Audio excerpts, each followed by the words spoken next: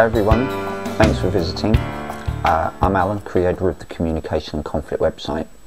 I'd like to tell you a little bit more about the Guide to the Principles of Effective Communication and Conflict Resolution, which I've written as an ebook for visitors to download and use to improve the quality of their communication. One of the things that we often don't do is reflect upon how we communicate with each other, and often we can repeat ways of communicating and responses to conflict which actually reinforce and cause the conflict to repeat itself. The aim of the guide is to use the lessons learned from the practice of mediation, which is a field that I've been working in for about 16 years, to help people to reflect on how they communicate with each other.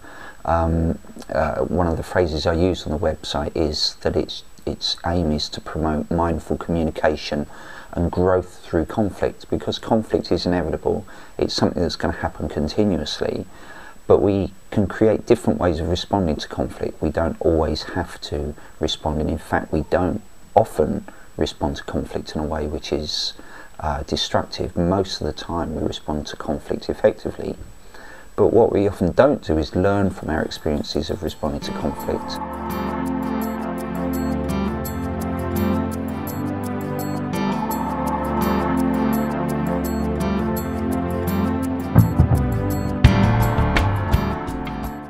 The guide will help you to feel more confident in how you communicate. It will help you to feel more aware of what's happening when you communicate and where you're experiencing difficulties in that communication.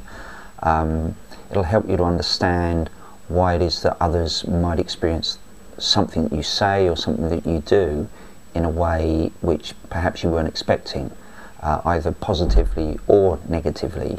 The whole point of it being that it raises awareness of how you interact with people, and it helps you to make choices in that situation rather than to perhaps always feel that you've got to react. You can actually take a more conscious approach to your communication, a more mindful approach to your communication, and because of that, conflict then offers an opportunity for growth. Rather than something that sometimes people want to avoid or that people want to win and dominate, it actually offers an opportunity for learning about ourselves and about others.